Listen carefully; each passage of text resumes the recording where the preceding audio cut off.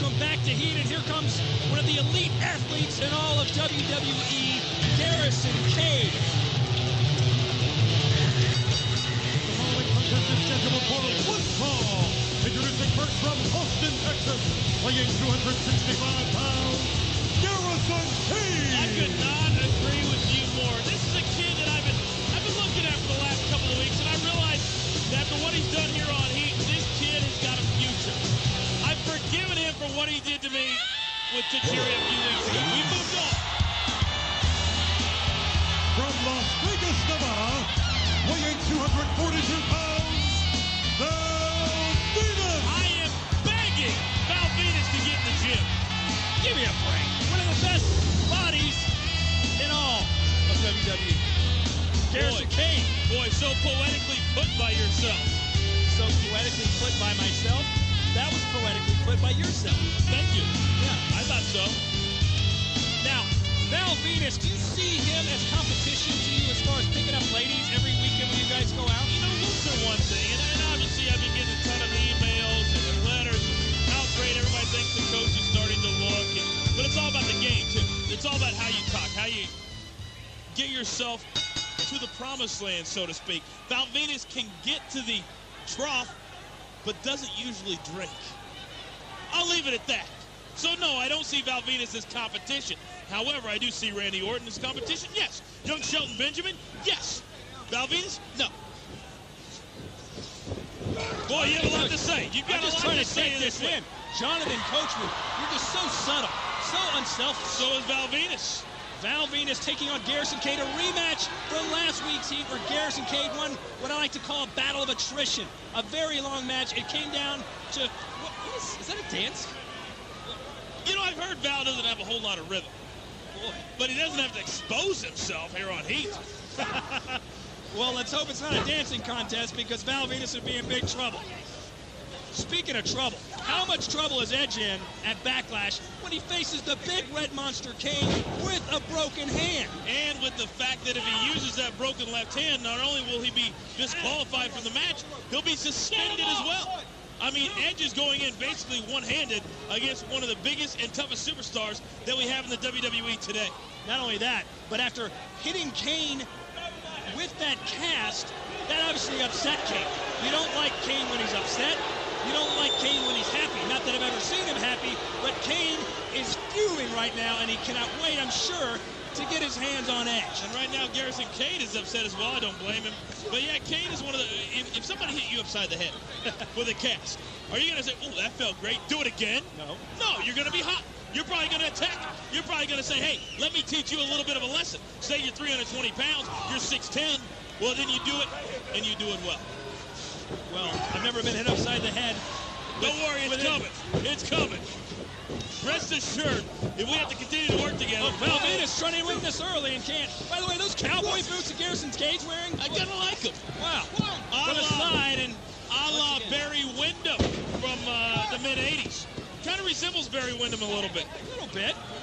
Garrison Cade, not too heavy right now. Venis going for 3 quick covers. Couldn't pull it off. Last week, as I mentioned, their match together went quite a long time, and this week it appears that Venis trying to get this one over early if possible. Well, these two are very evenly matched, and they both know what they need to do. They both know what they want to do, but it's getting to that point is the big key.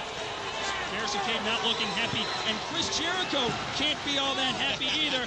He's going to be facing Christian as well as his former girlfriend, Trish Stratus, in a handicap match. You know, it's so funny you should bring up Chris Jericho. Another beatdown last week on Raw. Trish and Christian continue to rub it in his face. Sometimes if you just keep your mouth shut, you keep the chick and you keep the success. Chris Jericho has neither one right now. Well, oh, look at this beautiful foot into the throat, just wrenching the back of the neck of Venis. Garrison Cade, so impressive week big Garrison, week. I big really Garrison Cade fan. I really am. And a clothesline there from Venis and another one. And Venis now with a chop to the chest. Oh, and a big back elbow. And Venis going for the big slam on Garrison Cade and not afraid to flex his muscles. What do you know about flexing muscles? The only muscle muscle I've ever seen you flex. Well, other than what I that have to was. sit here and watch you flex your muscles all night long to all the girls sitting in front of us. Why, I don't know. We're not here to see you. And Val Venis going for the win in 2. And Garrison Cade kicks out. You have so much to learn, my friend. So much to learn. You can watch these two and learn a lot. You can watch the coach and learn a lot. You can watch Triple H, Chris Benoit, and Shawn Michaels at Backlash, the final encounter, and learn a whole bunch. Well, you don't want to. I do want to. Now, we've been going to the gym together. Tell the truth. We've been working out together. Oh, and a DDT there by Garrison Cade and Val Venis out of the ring and onto the floor. You know, the repertoire of this youngster continues to impress me. All the things in his arsenal. I just think with the right direction that this kid could be a superstar. A superstar. Who could give him that direction? I don't know. I really don't know. You know, I don't know. I've never heard you say you don't know before. This is new to me. I don't understand this. I'm just saying, as I look at him, I think he needs somebody to help him. Somebody to show him that he does have the tools that it takes. What is he lacking? He obviously has the strength, the athleticism. What is he lacking? I think Garrison Cade could be lacking a little bit of confidence. Really? I think he could be lacking the attitude that it takes to go from one level and take it to another.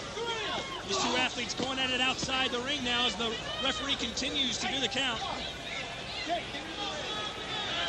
And finally, Garrison Cade putting Val Venis back into the ring, but not before he gets a big shot at outside.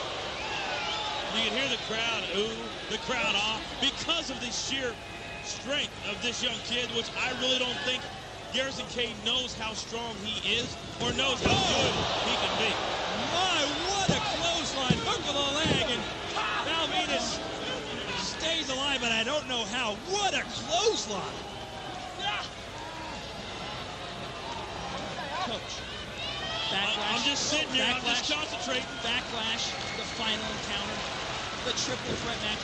Can this live up to the hype? We saw it at WrestleMania, one of the greatest main events in WrestleMania of all time. Can it live up to that match? I think it can, just because of how great all three superstars. What a shot to the face. Val Venis has Garrison Cade in trouble, or so we thought. And Garrison Cade proving he can take a shot, and there's another one. Val Venis now. Off the rope, and a big back body drop. And what height. Val Venis throwing Garrison Cade around like a sack of potatoes, and now looking for the neck breaker. This one could be over. This is not, two, and no. This is not something that Garrison Cade needs in his career right now. We cannot have a stumbling block. These two had a great match last week on Heat, and it's looking like they're having another one right now. Both of these men so evenly matched. It could go either way.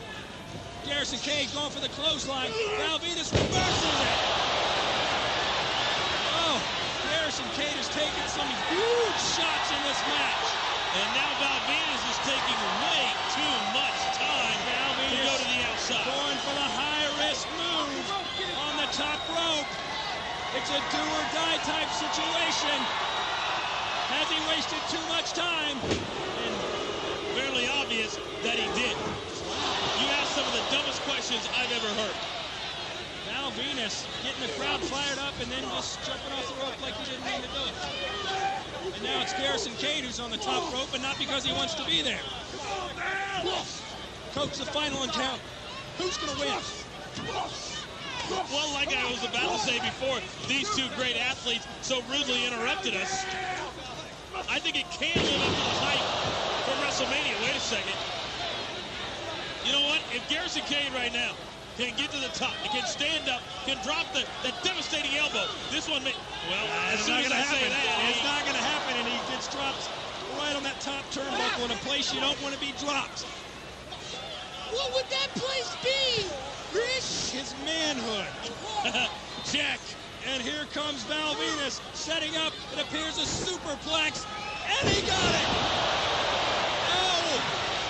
Garrison Cade laying down in both of these athletes, struggling to get up, and as a roll, what happened? Two, and Brilliant. What a move! Brilliant.